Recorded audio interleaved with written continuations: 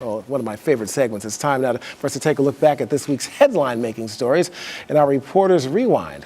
Our guests at the round table are Wallace Ford. You know him well. He's an Arise News contributor, political blogger, and professor at Medgar Evers College. And Arise News contributor Leila McDowell joins us from Washington, D.C. You know her well. And Zack Baddorf is a freelance journalist who's done some field reporting for Arise News in the past. He also just returned from Turkey, where he covered the Islamic State crisis.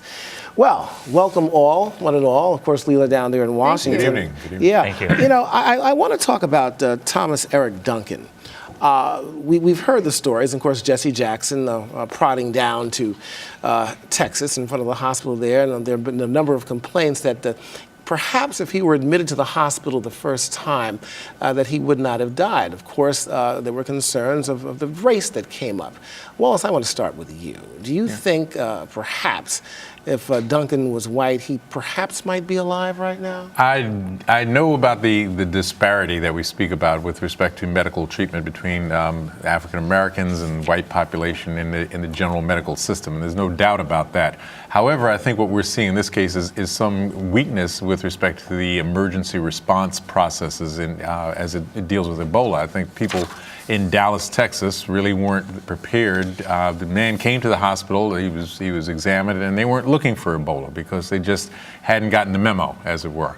Now, of course, there's a more robust response process throughout the country, and unfortunately, Mr. Duncan kind of fell in the crease there. I don't think it was a white-black situation this time. Mm-hmm. I think it really is a systemic issue. Right. You know, well, Leila, you've come armed with facts on this in a recent study by the Civil Rights Commission. Tell us about that.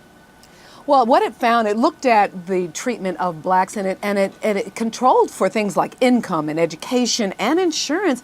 And even with all of that, it found that African Americans were 58% more in a situation where they would not get the same treatment, the same diagnosis, or the same medications as whites. So I think that this case with Duncan just touched a chord with African Americans that is a reality for them, that often there is this really serious disparate treatment based on race. Absolutely. And that's what the study showed. Right. You know, Zack, also in this particular situation here, you know, I guess, you know, in all fairness to the hospital, we're talking about a blood transfusion. He did not meet the same blood type that the other patient had that actually got one, this transfusion, that saved his life.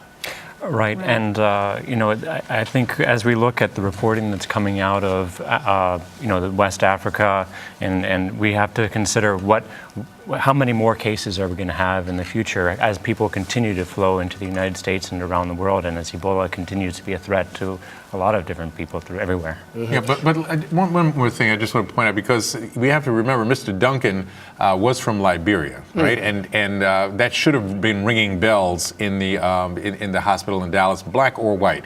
And so there's no doubt that I don't argue with Leila's statistics at all, but keep in mind the fact that just that bit of information alone should have rung bells, black or white, and it didn't, because we did see a systemic failure that time. And we're talking about a big failure, and as a matter of fact, that Leila, I want you to comment on this as well as you gentlemen as well before we move on to our next topic, that he was turned away, and perhaps he had very significant symptoms at the time he first went to the hospital, and they still turned him away.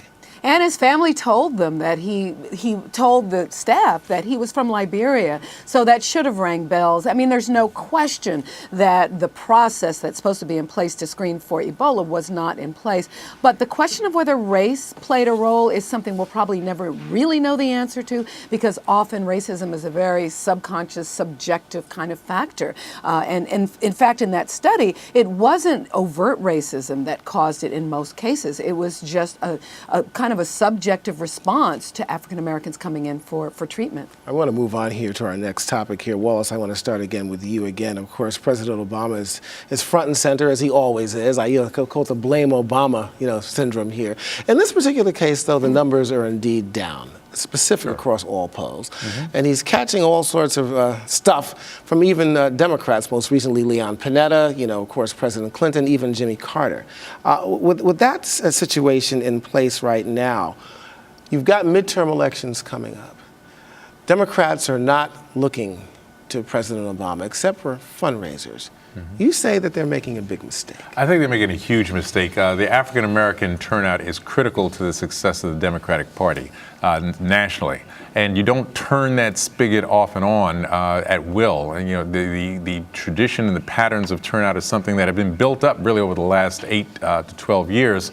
And you have to, of course, understand that President Obama is a large part of the reason for that turnout. I understand that people may be somewhat averse to their association with President Obama, but his policies, in many instances, you just start. I mean, if they started looking at the positives instead of listening to the Republican, chorus, Greek chorus, blaming everything from Ebola to the eclipse of the moon on President Obama, that they might be able to craft a more positive message. But moving away from Barack Obama, in 2012, in 2014, could have some real damaging results in 2016. Perhaps. And Leila, you're saying that they love Barack Obama, but they don't want to date him. So I guess this definitely. What is this? The beginning of a long-distance love affair? That's right. No, he's definitely the secret lover on the low, as they say. It's like, please give us the money. Please give us the money, but do not come and walk with me publicly. I cannot introduce you to my friends and family.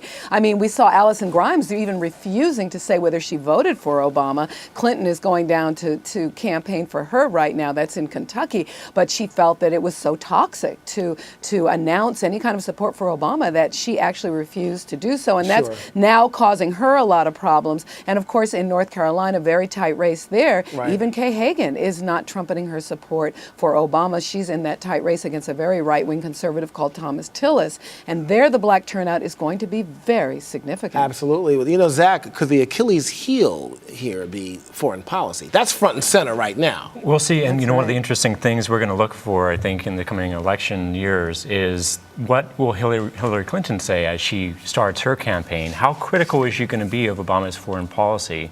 She's already started to make some hints about how poor Obama has performed on Syria, how she disagreed with his policy, and really it's been a colossal failure. So, and a lot of his areas in Iraq and Afghanistan and elsewhere have just collapsed, really. So I'm curious to see where this leads. I wanted to touch more on foreign policy. Go ahead, Leila.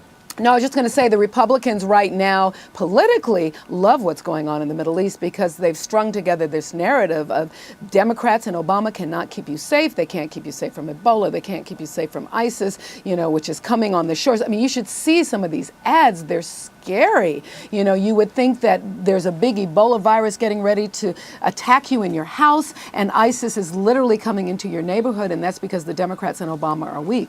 So it's really a narrative of, Democrats can't keep you safe, and they've been asleep at the wheel, and at the same time, Democrats are trying to turn the eyes of voters to the economy, but it's not really working. We've got less than a minute left here. I wanted to go delve further into foreign policy. We don't have time for that, but I want to talk about the significance of the black vote and just get your reaction, all three of you, to what the black vote might mean if there's considerable backlash against Obama for the midterms as well as elections in 2016. Zach, I want to start with you real quick. Sure. I mean, I think as we look at the black vote as we move forward, it's going to be,